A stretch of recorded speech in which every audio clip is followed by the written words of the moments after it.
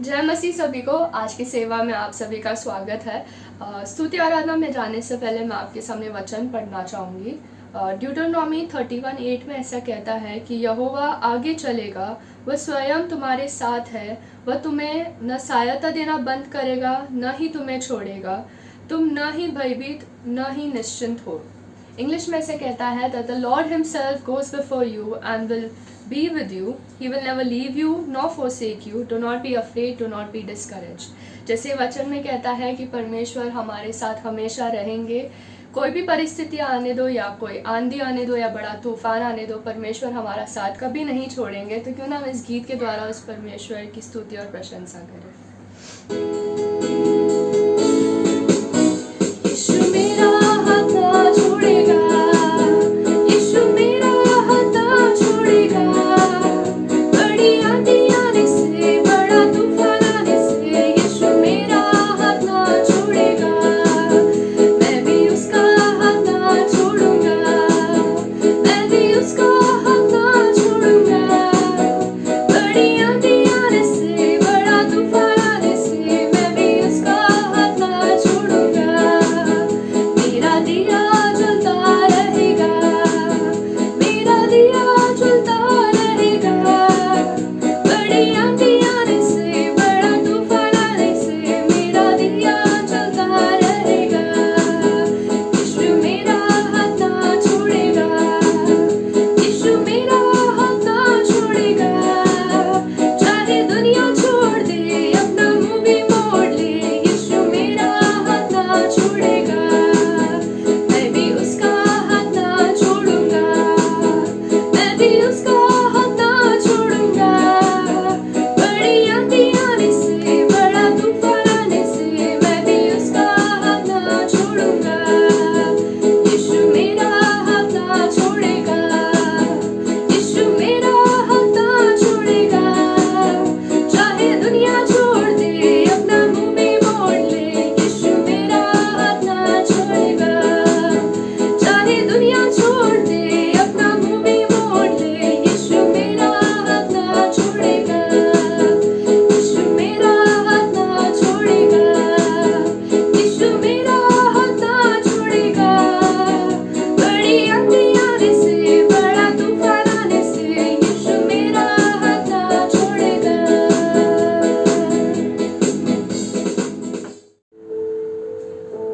जैसे परमेश्वर के वचन में लिखा है कि यहोवा तुम्हारा परमेश्वर तुम्हारे साथ जा रहा है, वो तुम्हें ना छोड़ेगा ना त्यागेगा। Be strong and courageous, do not be afraid or terrified because of them. For the Lord your God goes with you, he will never leave you nor forsake you. चाहे हम मौत की तराइयों में से गुजरे या हमारे जो जीवन के संघर्षों में फंसे, परमेश्वर हमें कभी नहीं छोड़ेंगे न कभी त्यागेंगे। लेकिन हम इस गीत के द्वारा उस परमेश्वर की आराधना करें।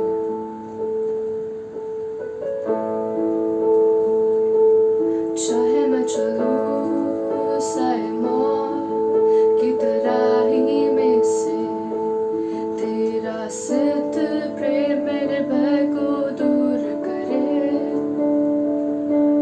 जब भी मैं फंसूं इस जीवन के संघर्षों में, मैं पलटूं ना तू पास है जो मेरे, दुष्टता से डरूं ना, पास है जो मेरे खुदा, पास है जो मेरे खुदा, तो किससे मैं डरूं, किससे मैं डरूं, तू कभी न छोड़े मुझको शांतता और संकट में भी, तू कभी न छोड़े मुझको हर चढ़ाव और हर उतार, तू कभी न छोड़े मुझको, प्रभु तू न छोड़े मुझको।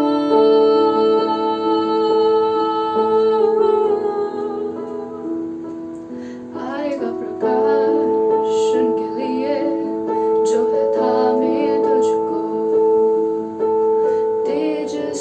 सब तुलना से पार,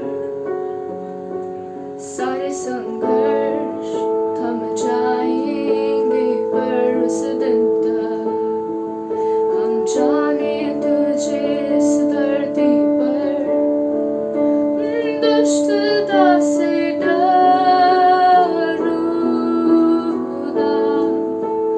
पास है जो मेरे खुदा, पास है जो मेरे खुदा। तो किससे मैं डरूं, किससे मैं डरूं,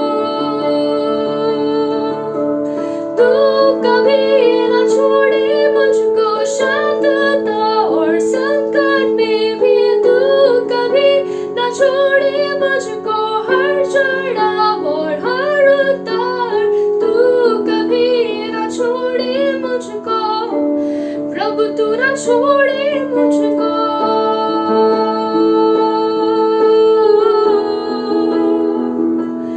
आएगा प्रकाश के लिए जो है थामे तुझको, सारे संघर्ष थम जाएंगे पर उस दिन तक स्तुति मैं गाऊं, स्तुति मैं गाऊं।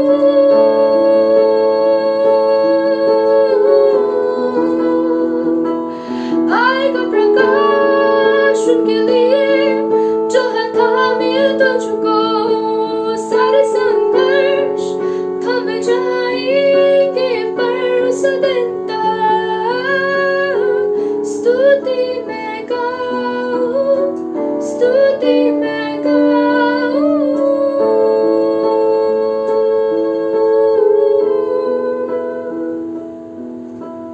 तू कभी न छोड़े मुझको शांतता और संकट में भी, तू कभी न छोड़े मुझको हर चढ़ाव और हर उतार, तू कभी न छोड़े मुझको प्रभु, तू न छोड़े मुझको।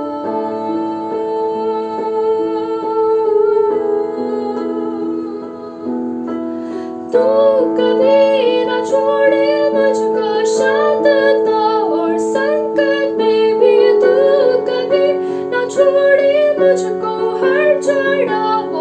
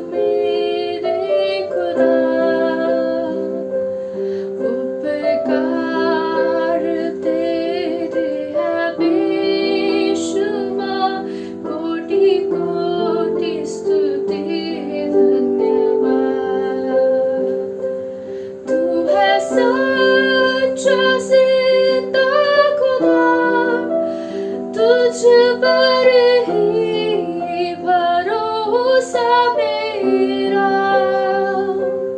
तू है सच्चा जिंदा खुदा तुझ पर ही भरोसा मेरा। सेवा पूरी करके पाऊं इनाम प्रभु ऐसा तो वरदान। सेवा पूरी करके पाऊं इनाम प्रभु ऐसा तो वरदान। धन्यवाद के साथ स्तुति गाऊंगा है यीशु मेरे खुदा। उपकार तेरे है बेशुमार, कोटि कोटि स्तुति धन्यवाद। कोटि कोटि स्तुति धन्यवाद। कोटि कोटि स्तुति धन्यवाद।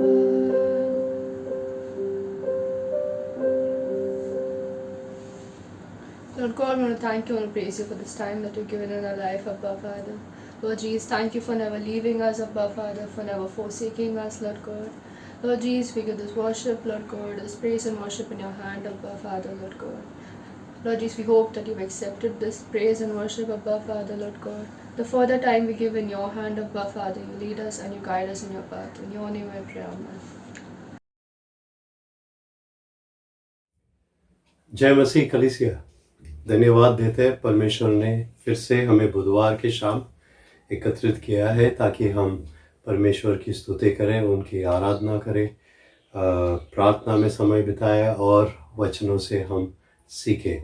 आइए हम आज फिर से शुरुआत में थोड़ा समय प्रार्थना में बिताएंगे और आज हम अपने आप के लिए कुछ मांगेंगे नहीं, पर हम दो चीज़ें आज हम करेंगे। सबसे पहले हम परमेश्वर को धन्यवाद देंगे। परमेश्वर की स्तुति आराधना हमने किया है। अब हम हमारे मुंह ओठों को खोलेंगे और हम परमेश्वर की आराधना में हम धन्यवाद कहेंगे। हम परमेश्वर को धन्यवाद कहेंगे क्योंकि परमेश्वर ने हमारे लिए बहुत कुछ किया है। इन दिनों में हम जब कठिन स्थिति में से जाते हैं, कई परिवार में हम देखते हैं कि परमेश्वर किस तरह उनको संभाल रहा है। तो आइए हम मैं आपसे विनती करूंगा कि हम अपने आप के बारे में सोचें। जब हम प्रार्थना में समय बिताते हैं, अपने आप के बारे में आप सोचिए और ये याद कीजिए कि परमेश्वर कितना भला है। परमेश्वर ने आपके लिए क्या क्या दिया है इन दिनों में और परमेश्वर किस तरह आपके जीवन में कार्य किया है। तो आइए हम अपने सरों को झुकाएंगे। अगर आपको घुटनों पे आना है तो आप आइए, पर हम ये थोड़ा समय प्रार्थना में बिताएंगे और धन्यवाद देंगे। परमेश्वर को हम धन्यवाद देंगे। परमेश्वर को हम कहेंगे कि परमेश्वर धन्यवाद, आपने जो हमारे लिए किया है। परमेश्वर की हम स्तुति करेंगे इस समय, परमेश्वर की हम आराधना करेंगे और हम परमेश्वर से मांगेंगे। अपने ओठों को खोलेंगे हम और एक साथ हम परमेश्वर की धन्यवाद कहेंगे इस समय। प्यारे पिता, हम धन्यवाद देते हैं क्योंकि आप महान परमेश्वर हैं। आप जैसा और कोई नहीं है। हम धन्यवाद देते हैं कि आप जो वचनों में हम पढ़ते हैं, जैसा वचन हमें कहता है वैसे आप हैं। आप सर्वश्रेष्ठ है। You are the almighty God. आप जैसा और कोई नहीं है। और हम धन्यवाद देते हैं कि इतना महान परमेश्वर के सामने हम इस समय आ सकते हैं। हम धन्यवाद देते हैं क्योंकि आप महान परमेश्वर है। इस समय हम विशेष धन्यवाद देते हैं। इन दिनों में आपने हमारी देखभाल की है।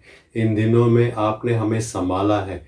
इन दिनों में आपने हमारी हर ज़रूरत को पूरा किया है। और आपने हमें श्वास दिया है, हम धन्यवाद देते हैं। कई लोग हैं जो श्वास नहीं ले सके, इसलिए उनका जीवन का अंत हुआ है, पर हम धन्यवाद देते हैं क्योंकि आपने हमें हमारे जीवन में, हमारे ऑटो में आपने श्वास दिया है, हम जी सकते हैं और आज भी हम जिंदा हैं। हम धन्यवाद देते हैं इस जीवन के लिए, हम धन्यवाद देते हैं। जो अनंतकालिक जीवन जो आप हमें देते हैं उसके लिए हम धन्यवाद देते हैं। आप जो भी हमारे लिए किए उसके लिए हम धन्यवाद देते हैं। आइए दूसरा हम प्रार्थना करेंगे, लेकिन उससे पहले मैं आपके लिए वचनों से पढ़ूंगा, और अगर आपके पास बाइबल है तो आप इसको खोल सकते हैं। भजन संहिता हम 32 में जाएंगे। भजन संहिता 32 उसका पहला 5 वचन को हम पढ़ेंगे। दाऊद राजा का ये भजन है, और दाऊद राजा ये उस समय में लिखा था जब वो बत्शेबा के साथ में उनका जो व्यवहार था, जो पाप उन्होंने किया था, और परमेश्वर ने उनको बहुत बड़ी बातें सिखाई थी पाप के विषय में। उसके बाद में ये बात उसने लिखा है, और वो ऐसा कहता है, भजन संहिता 32 1 से 5 में पढ़ूंगा। क्या ही धन्य है वह जिसका अपराध क्षमा किया गया और जिसका पाप ढांपा गया है हो। क्या ही धन्य है वह मनुष्य जिसके अधर्म का यहोवा लेखा न ले और जिसकी आत्मा में कपट न हो। जब मैं चुप रहा तब दिन भर कराहते कराहते मेरी हड्डियां पिघल गई, क्योंकि रात दिन मैं तेरे हाथ के नीचे दबा रहा और मेरी तरावट धूप काल की सी जुर्राहट बनती गई। जब मैंने अपना पाप तुझ पर प्रकट किया और अपना अधर्म न छिपाया और कहा मैं यहोवा के सामने अपने अपराधों को मान लूँगा, तब तू मेरे अधर्म और पाप को क्षमा कर दिया। आज हम वही करेंगे। हम हमारे कलीसिया के लिए हम परमेश्वर से माफ़ी मांगेंगे। इस समय परमेश्वर जो हमारे बीच में कार्य कर रहा है उसके लिए हम धन्यवाद देते हैं, पर हम ये जानते हैं कि हमारे कलीसिया के अंदर कई जगह में पाप छिपी है, और कई बार परमेश्वर ने हमें ये याद दिलाया है। अब फिर से हम इस बात को ध्यान देंगे, और आने वाले कई हफ्तों के लिए हम हमारे पापों के लिए हम पश्चाताप करेंगे, हम क्षमा मांगेंगे परमेश्वर से कहेंगे कि परमेश्वर आप हमें हमारी क्षमा को आप माफ़ कीजिए, हमारे पापों को आप माफ़ कीजिए, आप हमें क्षमा दीजिए। और हम ये जानते हैं कि दाऊद राजा उसके जीवन में खुद ये अनुभव किया, और जब उसने अपने पाप को कबूल कर दिया था उस समय परमेश्वर ने उसको फिर से बढ़त दी।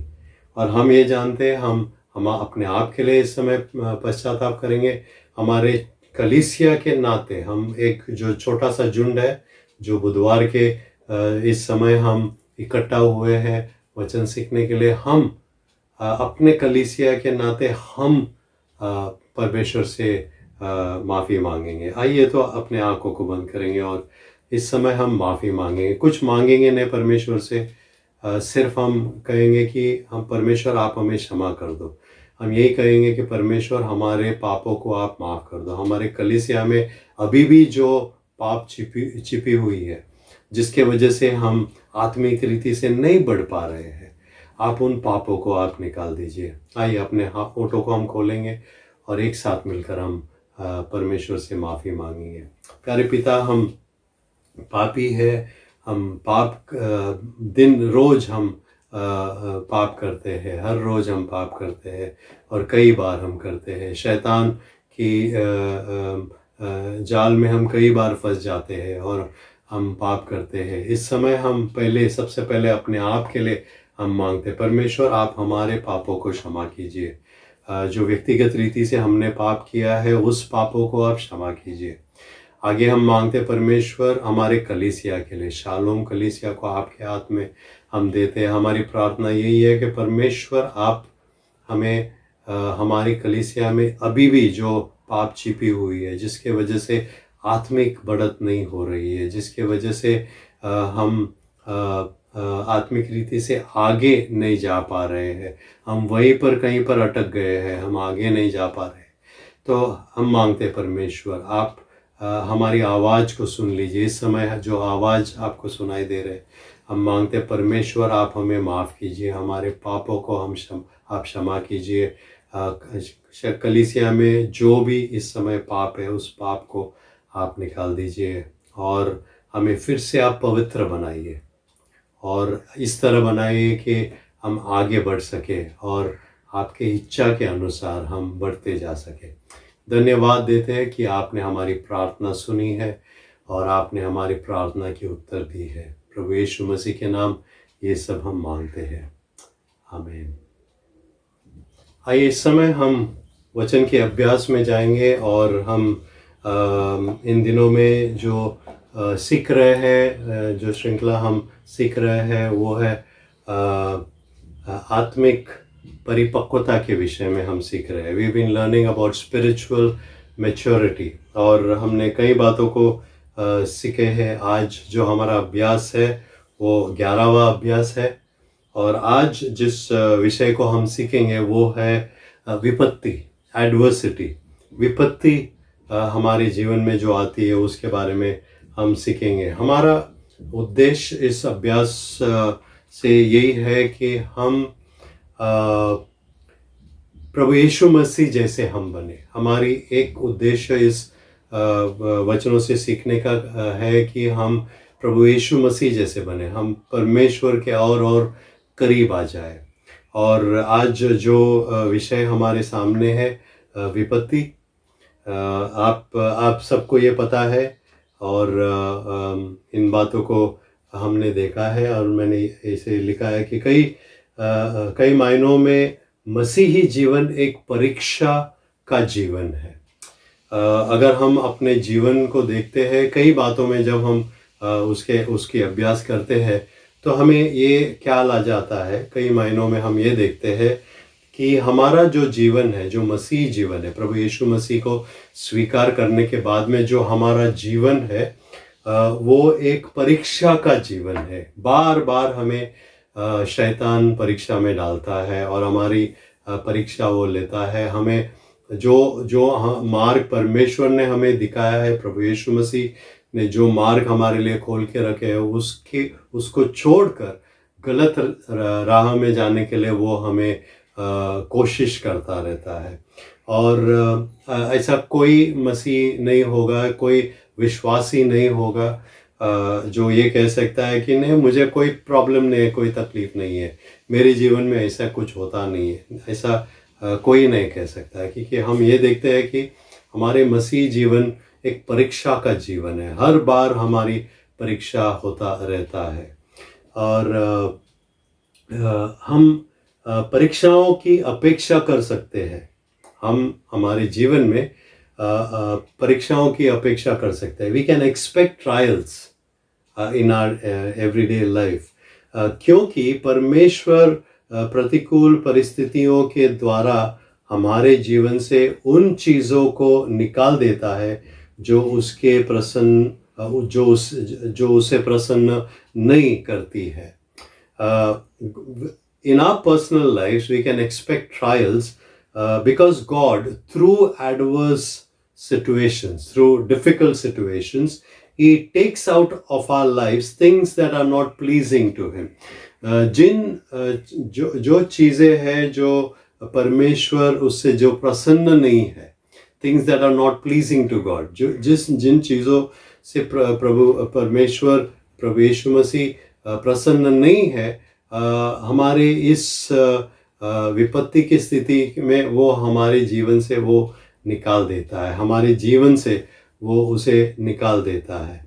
और जैसे हम इस जीवन की राह में हम चलते रहते हैं तो हमारे जीवन से जब अलग अलग ऐसी बातों को निकाला जाता है तो हम हमारे आत्मिक जीवन में हम बढ़ते जाते हैं और उस तरह हम आत्मिक परिपक्वता तक पहुंच जाते हैं। दूसरा एक बात मैं आपको वचनों को देखने से पहले बोलूँगा कि हमें ये याद रखना है कि जब परीक्षा हमारे जीवन में आते हैं, हम ये बात मैंने ऐसे लिखा है कि लेकिन परीक्षणों को कभी भी सजा के रूप में नहीं देखा जाना चाहिए। जब हमारे जीवन में परीक्षा आती है तो हम ये नहीं सोचना है कि ये मुझे सजा के रूप में मिल रहा है। Trials should never be viewed as punishments. Trials should never be viewed as punishment. जब हमारे जीवन में कोई कठिन स्थिति आती है, कोई परीक्षा आती है, तो हम ये नहीं सोचना चाहिए कि परमेश्वर जानबूझकर वो हमारे जीवन में परीक्षा डालता है हमें सजा देने के लिए। परमेश्वर वैसा नहीं है और परमेश्वर वैसा कभी नहीं करेगा हमारे जीवन में। तो आइए हम वचनों से देखेंगे, रोज जैसे हम कर रहे हैं, हम 6 वचनों को देखेंगे। 6 या 7 होगा, शायद आज 7 है। हम वचनों को देखेंगे। सबसे पहले हम देखेंगे याकूब की किताब उसका पहला अध्याय 2 से 4 वचनों को हम पढ़ेंगे। याकूब की किताब पहला अध्याय वचन 2 से 4 तक। The book of James chapter 1 versus 2 till 4 ऐसे लिखा है यहाँ पर। हे मेरे भाइयों, जब तुम नाना प्रकार की परीक्षाओं में पढ़ो तो इसको पूरे आनंद की बात समझो, ये जानकर कि तुम्हारे विश्वास के परखे जाने से धीरज उत्पन्न होता है। पर धीरज को अपना पूरा काम करने दो कि तुम पूरे और सिद्ध हो जाओ और तुम में किसी बात की गति न रहे। Count it all joy, my brothers, when you meet trials of various kinds, for you know that the testing of your faith produces steadfastness. And let steadfastness have its full effect, that you may be perfect and complete, lacking in nothing. बहुत बढ़िया वचन है और अगर हम इन वचनों को सही रीति से हमारे जीवन में समझ सकते हैं, उसकी आत्मिक जो बातें हमें सीखना है, अगर उसको हम समझ सकेंगे तो हमारे बहुत सारे परेशानियां जीवन में जो आती है वो हमारे लिए एक साधारण सी बात बन जाएगी। तो क्या लिखा है? सबसे पहले याकूब ये लिखता है कि जब तुम नाना प्रकार की परीक्षाओं में पढ़ो तो इसको पूरे आनंद की बात समझो। काउंट इट ऑल जॉय, आनंद की बात समझो, उसे सजा मत समझो, आनंद की बात समझो। आगे लिखता है, यह जानकर कि तुम्हारे विश्वास को परखे जाने से, जब हम इस तरह की कठिनाइयों से जाते हैं तो हमारे विश्वास का टेस्टिंग होता है। हमारे जीवन में हमारे विश्वास को परखे जाते हैं और उससे क्या होता है? वचन आगे ये कहता है कि तुम्हारे विश्वास के परखे जाने से धीरज उत्पन्न होता है। For you know that the testing of your faith produces steadfastness. हमारे जीवन में धीरज उत्पन्न होता है। हमारे जीवन में धीरज का एक जो भाग है बहुत ही महत्वपूर्ण भाग है और अगर हमने धीरज सीख लिया तो हमारे जीवन में बहुत सारे जो कठिनाई वो निकल जाएगी। अगर हमारे घर में शांति नहीं है, हमारे घर में अगर झगड़ा ज़्यादा होता है तो उसका मतलब है कि हमारे जीवन में धीरज नहीं है, हमारे खुद के जीवन में धीरज नहीं है और इसलिए हम हर बात पर कभी कभी झगड़ते रहते हैं। तो सबसे पहले वो कहता है कि तुम्हारे विश्वास के परखे जाने से धीरज उत्पन्न होता है, पर धीरज को अपना पूरा काम करने दो। धीरज को अपने जीवन में पूरा काम करने दो कि तुम पूरे और सिद्ध हो जाओ। Let steadfastness have its full effect, that you may be perfect and complete. अब ये 2 शब्द जो वहाँ पर है हमारे लिए बहुत महत्वपूर्ण है। सबसे पहले वो कहता है कि जब धीरज हमारे जीवन में कार्य करता है, काम करता है, तो फिर से उसको पढ़ता हूँ, पर धीरज को अपने पूरा काम करने दो कि तुम्हें तुम पूरे और सिद्ध हो जाओगे। सबसे पहले आप पूरे हो जाओगे, यू विल बी कंप्लीट, आप पूरे हो जाओगे। पाप के वजह से हम पूरे नहीं हैं, हम शैतान के आधा है, हम प्रभु यीशु मसीह के आधा है, और हमारे जीवन में ये संघर्ष शुरू रहता है। Allow steadfastness to work in you so that you will become complete. धीरज हमारे जीवन में जब कार्य करता है, काम करता है, तो हम पूरे बन जाते हैं। और दूसरा जो शब्द यहाँ पर है, और सिद्ध हो जाओ, become perfect. शायद इस जीवन में हम कभी परफेक्ट नहीं बनेंगे, हम सिद्ध नहीं बनेंगे, हम संपूर्ण रीति से पूरे नहीं हो जाएंगे, क्योंकि हम बार बार पाप करते रहेंगे। पर हमारे लिए एक मार्ग है, हो सकता है कि हम उस लेवल पे पहुंच जाए कि हम संपूर्ण रीति से, जैसे यहाँ पर लिखे, पूरे और सिद्ध हो जाएंगे। और आगे उस वचन में कहता है कि और तुम में किसी बात की गति न हो, तुम में किसी बात की गति न हो। हमारे जीवन में किसी बात की गति नहीं होना चाहिए जब प्रभु यीशु मसीह हमारे जीवन में है। जब प्रभु यीशु मसीह हमारे जीवन में आते हैं तो हमारे जीवन में कोई गति नहीं होनी चाहिए। ये पहला वचन हमारे लिए है। दूसरा वचन जो हमें देखना है वो रोमियो की किताब में है। रोमियो की किताब उसका 5वां अध्याय हम खोलेंगे। रोमियो की किताब उसका 5वां अध्याय, और हम 3 और 4 वचन को पढ़ेंगे। रोमन्स चैप्टर 5 वर्सेस 3 and 4 ऐसे लिखा है। रोमियो की किताब 5वां अध्याय वचन 3 और 4, केवल यही नहीं वरन हम क्लेशों में भी घमंड करें, और यह जानकर कि क्लेश में धीरज, और धीरज से खरा निकलना, और खरे निकलने से आशा उत्पन्न होती है। More than that, we rejoice in our sufferings, knowing that suffering produces endurance, and endurance produces character, and character produces hope. वो लिस्ट आगे भी जाता है, पर हम यहाँ पर रुक जाते हैं। तो क्या लिखा है यहाँ पर? ऐसे लिखा है, हम क्लेशों में से भी घमंड करें, यह जानकर कि क्लेश से धीरज। हमारे जीवन में जब क्लेश आती है, सफरिंग्स हमारे जीवन में आती है, तो वो हमारे जीवन में क्या पैदा करता है? धीरज। वो शब्द फिर से हम देखते हैं, धीरज हमारे जीवन में आ जाता है। आगे लिखा है, और धीरज से खरा निकलना, एंड एंड्योरेंस प्रोड्यूसेस कैरेक्टर। हमारे जीवन में जो स्वभाव तैयार होना है वो धीरज से बनता है। जब हमारे जीवन में धीरज होता है, when there is endurance in our life, it produces character. जब धीरज हमारे जीवन में है तो वो यहाँ पर लिखा है, धीरज से खरा निकलना। हम खरा निकलते हैं, हमारा जो स्वभाव है वो मानो कि सही रीति से परमेश्वर जैसे चाहते हैं, प्रभु यीशु मसीह जैसे हमें सिखाया है वैसे हम बन जाते हैं। आगे वो कहता है, और खरे निकलने से आशा उत्पन्न होती है, एंड कैरेक्टर प्रोड्यूसेस होप। जब हमारा सही स्वभाव तैयार हो जाता है, जब हम खरे निकलते हैं, तो वो आशा उत्पन्न करता है।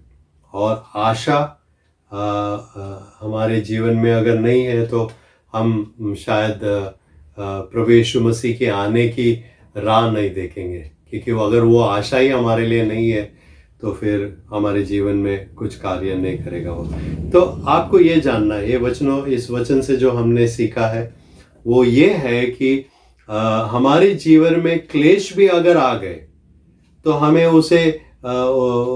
उसके बारे में बुरा नहीं मानना है। जैसे यहाँ पर लिखा है, क्लेशों में भी घमंड करे, यह जानकर कि क्लेश से धीरज पैदा होता है। जब क्लेश हमारे जीवन में आता है तब धीरज पैदा होता है, और धीरज से खरा निकलते हैं हम, और जब खरा निकलते हैं तो आशा आ जाती है।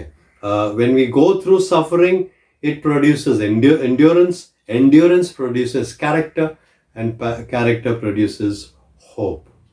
तो ये हमारे लिए, हमारे जीवन में हमें जानना है. तीसरा वचन जिससे आज हमें सीखना है वो है रोमियो की किताब, उसका 8वां अध्याय और 28 वचन. Romans chapter 8 verse 28. रोमियो की किताब 8वां अध्याय 28 वचन. ऐसे लिखा है, हम जानते हैं कि जो लोग परमेश्वर से प्रेम रखते हैं उनके लिए सब बातें मिलकर भलाई ही को उत्पन्न करती है, अर्थात उन्हीं के लिए जो उसकी इच्छा के अनुसार बुलाए हुए हैं. And we know that for those who love God, all things work together for good, for those who are called according to His purpose. हमारे जीवन में जब संकट आती है, परेशानी, विपत्ति आती है, तो पौलुस ऐसे लिखता है यहाँ पर कि आपको ये जानना है कि वो हमारे भलाई के लिए आती है. जैसा यहाँ पर वो कहता है, उनके लिए सब बातें मिलकर भलाई को उत्पन्न करती है, भलाई को उत्पन्न करती है. और हमारे जीवन में कुछ भी हो, हमें ये जानना है कि जो भी विपत्ति से हम जाते हैं, whatever adverse situation you are going through, it is for our good. जो भी विपत्ति से हम जाते हैं वो हमारे भलाई के लिए है. और उससे हमें यही सीखना है कि जब हम कोई कठिन स्थिति से जाते हैं, परेशानी से जाते हैं, विपत्ति से जाते हैं, हमें ये याद रखना है कि हम जो प्रभु यीशु मसीह पर विश्वास करते हैं, हमें इससे परेशान नहीं होना है, डरना नहीं है, पर ये हमें जानना है कि जो हमारे जीवन में हो रहा है वो हमारे भलाई के लिए हो रहा है. तो ये हमारी तीसरी वचन थी. आगे हम देखेंगे पुराने नियम में.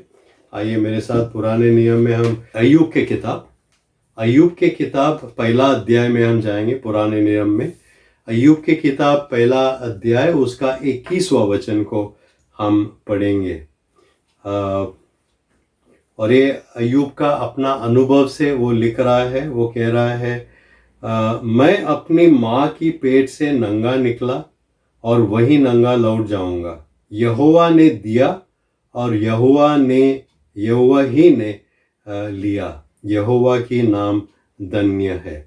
अब ये जो वचन है, हमें सिर्फ इसको अकेला नहीं पढ़ना है. तो मैं दूसरा वचन को भी पढ़ूंगा, लेकिन इस वचन को फिर से एक बार पढ़ूंगा. ये अय्यूब अपने आप के बारे में, जब उसकी बच्चे चले गए, उसके सब कुछ चला गया, तो उसने ये बात कहा. उसने कहा, मैं अपनी माँ की पेट से नंगा निकला और वही नंगा लौट जाऊंगा. यहोवा ने दिया और यहोवा ही ने लिया. यहोवा का नाम धन्य है. And he said, naked I came from my mother's womb, and naked shall I return. The Lord gave and the Lord has taken away. Blessed be the name of the Lord. अब हम आगे 23वां अध्याय में हम वचन पढ़ेंगे. 23 अय्यूब का 23वां अध्याय, और वहाँ पर हम वचन 10 को पढ़ेंगे. अय्यूब का 23 और 10 वचन में हम पढ़ेंगे. ऐसे लिखा है, परंतु वो जानता है कि मैं कैसी चाल चला हूँ, और जब वह मुझे ता लेगा तब मैं सोने के समान निकलूंगा. फिर से एक बार पढ़ लेता हूँ. परंतु वह जानता है कि मैं कैसी चाल चला हूँ, और जब वह मुझे ता लेगा तब मैं सोने की समान निकलूंगा. But he knows the way that I take. When he has tried me, I shall come out as gold. When he has tried me, I shall come out as gold. दूसरा जो भाग है उस पर मुझे आपका ध्यान लेना है. ये से लिखा है, और जब वह मुझे ता लेगा तब मैं सोने के समान निकलूंगा. अपने आप के बारे में सोच लीजिए. आपके जीवन में अगर इस समय विपत्ति है, परेशानी है, कठिनाइयाँ है, तो आप सोचिए कि वो इसलिए है कि एक दिन उसके वजह से आप एक दिन सोने के समान निकलेंगे। सोना नहीं बनेंगे आप, लेकिन सोने के समान, जैसा यहाँ पर लिखा है, आई शैल कम आउट एज गोल्ड, सोने के समान आप निकलेंगे। तो उसका मतलब ये है कि सोना को जितना आग में डाला जाता है, जितना उसको साफ किया, जैसे जितना आग में उसे डालते हैं उतना वो साफ हो जाता है, उतना वो खरा बन जाता है। और हमारे जीवन में भी वैसा ही, जितना विपत्ति से हम जाते हैं, जितने संकट से हम जाते हैं, और हम उससे जब खरा निकलते हैं, जब हम सही निकलते हैं, परमेश्वर के तरफ में हम निकलते हैं, तो हमारे जीवन में क्या होता है, हम शुद्ध बनते जाते हैं, पवित्र बनते जाते हैं, और सोने जैसा हम निकलते हैं। हमारे जीवन में इस बात को हमें याद रखना है, क्योंकि कई बार हमारे जीवन में ऐसा होता है कि जब हमारे संकट बढ़ जाते हैं, विपत्तियां बहुत ज़्यादा हो जाती है, तो हम क्या करते हैं, हम हार जाते हैं। हम बोलते हैं कि नहीं, मेरा जीवन को यहाँ पर ख़त्म कर दो, मेरे जीवन को यहाँ ख़त्म कर दो। एलिया एक ऐसा भविष्य वक्ता था जिसने बहुत बड़े बड़े काम किए वो, और वो जो भविष्य वक्ताओं में से वो सबसे श्रेष्ठ माना जाता है।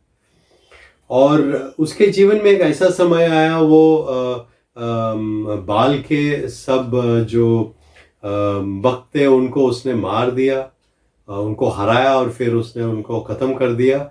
और फिर जज़ेबेल ने उसको धमकी दी, तो वो वहाँ से भाग निकला और वो दूर रेगिस्तान में गया, और वो ये कहने लगा परमेश्वर से, बहुत हुआ, अब इट इज़ इनफ, बहुत हुआ मेरे जीवन में, अब मेरे जीवन को आप ख़त्म कर दो। पर परमेश्वर ने वो किया नहीं, क्योंकि परमेश्वर की एलिया के लिए जो इच्छा थी वो बहुत बड़ी थी, और एलिया के जीवन में परमेश्वर ने वो काम किया, वो कार्य किया। और आपको पता है, एलिया उन व्यक्तियों में से एक है जो मरा नहीं, वो उसे परमेश्वर ने उठा के ले गया। और जब प्रभु यीशु मसीह उस पहाड़ पे थे, और वहाँ पर मूसा और एलिया को प्रभु यीशु के जो चेले थे उसके साथ में उस समय में उन्होंने देखा, यानी वो अभी भी वो कार्य कर रहा है, अभी भी वो काम कर रहा है। आपको ये जानना है कि हमारे जीवन में जो होता है, परमेश्वर की ये एक इच्छा है, जैसे यहाँ पर लिखा है कि जब वो मुझे ता लेगा तब मैं सोने के समान निकलूँगा। परमेश्वर चाहता है कि शुद्ध सोने की तरह हम निकले, 22 कैरेट 24 कैरेट सोने के जैसे हम बने, उससे भी ज़्यादा बेहतर। सोना तो इस धरती की बात है, पर उससे भी बढ़कर हम रहेंगे। चलिए आगे हम जाते हैं, और जो 5वां वचन हमें देखना है उसको हम देखते हैं। खोलिए मेरे साथ दूसरा कोरिन्थियों की किताब उसका 4था अध्याय में हम जाएंगे। दूसरा कोरिन्थियों की किताब उसका 4था अध्याय, और वहाँ पर हम सबसे पहले पढ़ेंगे 8 और 9 वचन। 8 और 9 वचन को हम पढ़ेंगे। 2 Corinthians chapter 4 verses 8 and 9 ऐसे लिखा है, हम चारों ओर से क्लेश तो भोगते हैं, पर संकट में नहीं पड़े, निरुपाय तो हो है पर निराश नहीं होते, सताए तो जाते हैं पर त्यागे नहीं जाते, गिराए तो जाते हैं पर नष्ट नहीं होते हैं। We are afflicted in every way but not crushed, perplexed but not driven to despair, persecuted but not forsaken, struck down but not destroyed। हमारे जीवन में विपत्ति जब आती है, क्लेश जब हमारे जीवन में आती है, तो कई बातों को हमारे जीवन में हम अनुभव करते हैं।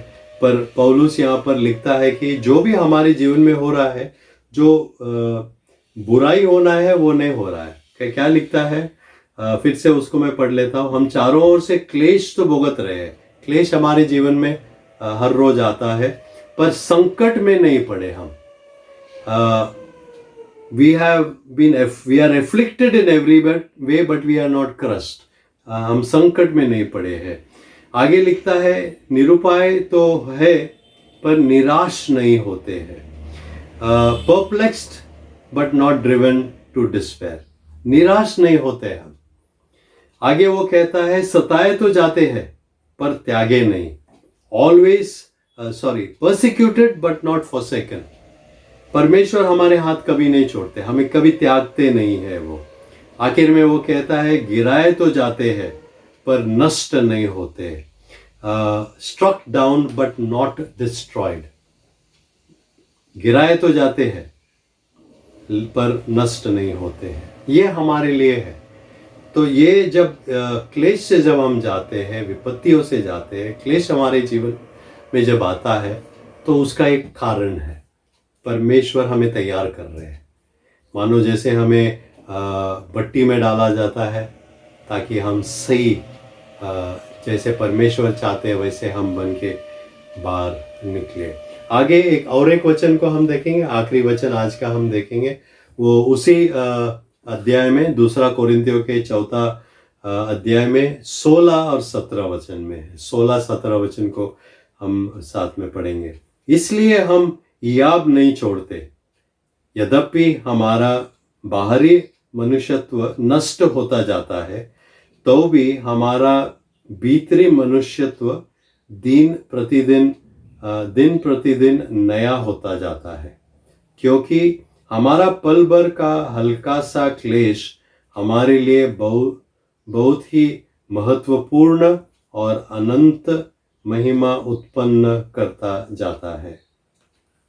So we do not lose heart, though our outer self is wasting away, our inner self is being renewed day by day. For this light momentary affliction is preparing for us an eternal weight of glory beyond all comparison. हमारे जीवन में जो भी हो रहा है, जब हम क्लेश से हम निकलते हैं, तो उस समय हमारे जीवन में जो हो रहा है वो हमारे अच्छाई के लिए हो रहा है. यहाँ पर क्या लिखा है? 3 बातें यहाँ पर है. 2 बातें हैं. वो कहता है कि तो भी हम पूरा पढ़ लेते हैं. यद्यपि हमारा बाहरी मनुष्यत्व नष्ट होता है, बाहरी रूप से हम नष्ट हो रहे हैं, तो भी हमारा भीतरी मनुष्यत्व दिन प्रतिदिन नया होता जाता है. दिन प्रतिदिन हम नए हो रहे हैं. हम जो विषय को सीख रहे हैं इस समय, आत्मिक परिपक्वता, उसमें हमें ये जानना है कि दिन प्रतिदिन परमेश्वर हमें नया बनाता है. हमारे जीवन में कुछ नया वो ले आता है और हमारे जीवन को नया बनाता है. आगे वो कहता है कि क्योंकि हमारा पल भर का हल्का सा क्लेश हमारे लिए बहुत ही महत्वपूर्ण और अनंत महिमा उत्पन्न करता जाता है. For this light momentary affliction is preparing for us an eternal weight of glory beyond all comparison. आज जो क्लेश से हम जा रहे हैं, जो क्लेश हमारे जीवन में है, वो हमें यहाँ पर जैसे लिखा है, बहुत ही महत्वपूर्ण और अनंत महिमा उत्पन्न करता जाता है. God is preparing for us an eternal weight of glory beyond all comparison. जो हम सोच नहीं सकते हैं, उतना परमेश्वर हमारे लिए एक अनंत महिमा तैयार कर रहे हैं. और जो भी हमारे जीवन में इस समय हो रहा है, उसका एक ही जवाब हो सकता है, या हमारे अंत एक ही हो सकता है कि हमारे जीवन बदलता जाता है, और जैसे परमेश्वर हमारे जीवन में चाहते हैं वैसे हमें बनना है. आज हमारे सामने इन वचनों को हमने देखा है, और आपको ये प्रश्न मैं पूछूंगा कि क्या जब आपके जीवन में विपत्ति आती है तो आप उसको किस तरह से निपट लेते हैं? किस तरह से आपके जीवन में जब विपत्तियाँ आती है, क्लेश आता है, तो उसको किस तरह से आप हैंडल करते हैं? किस तरह से अपने आप को आप संभालते हैं? आपको ये जानना है कि जो भी हमारे जीवन में इस समय हो रहा है वो हमारे अच्छाई के लिए हो रहा है, और परमेश्वर हमें तैयार कर रहा है उस दिन के लिए जब हम परमेश्वर के सामने खड़े रहेंगे। तो आइए हम अपने सरों को इस समय झुकाएंगे और प्रार्थना में हम जाएंगे, और इस समय हम अपने आप के लिए प्रार्थना करेंगे। अपने आप को पहले हम जांच लेंगे। हमारे जीवन में जब विपत्ति आती है, क्लेश आती है, तो क्या हम उसके लिए तैयार हैं? क्या हम जब हमारे जीवन में विपत्ति आती है, क्लेश आती है, तो क्या हम परमेश्वर को छोड़ने की बात करते हैं? क्या हम मरने की बात करते हैं, सब कुछ छोड़ देने की बात करते हैं? हमारे लिए परमेश्वर का वचन आज सरल रीति से यह बताया है कि परमेश्वर हमें तैयार कर रहा है, हमें नया बना रहा है, हमें शुद्ध कर रहा है, पवित्र बना रहा है, ताकि हम उस दिन के लिए तैयार हो। आज प्रश्न आपके लिए यह है कि आप क्या उस दिन के लिए तैयार हैं? अगर नहीं है तो मैं आपसे ये कहूँगा कि आप अपने आप को इस समय तैयार कीजिए। कहिए परमेश्वर से, हाँ परमेश्वर, जो भी मेरे जीवन में जो हो रहा है, शायद मुझे इस समय समझ में नहीं आ रहा है ये क्यों मेरे जीवन में ऐसे हो रहा है। जब मेरे जीवन में क्लेश आता है तो क्यों आता है मुझे समझ में नहीं आता है, पर वचनों से आज हमने देखा है कि उसका अंत बुरा नहीं है, वो हमें खरा निकालता है। तो आइए अपने आप के लिए इस समय एक क्षण भर के लिए हम प्रार्थना करें, अपने आप के लिए मांगे कि परमेश्वर आप मुझे वैसा बनाइए जैसे मुझे बनना है।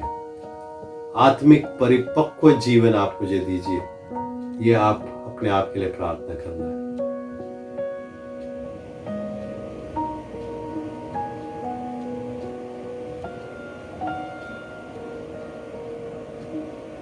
प्यारे पिता, हम धन्यवाद देते आपके वचनों के लिए, धन्यवाद देते पवित्र आत्मा के लिए जो हमें वचनों को सिखाता है, समझाता है, ताकि हम उसमें जो छिपी हुई बातें हैं उसको हम जान लें।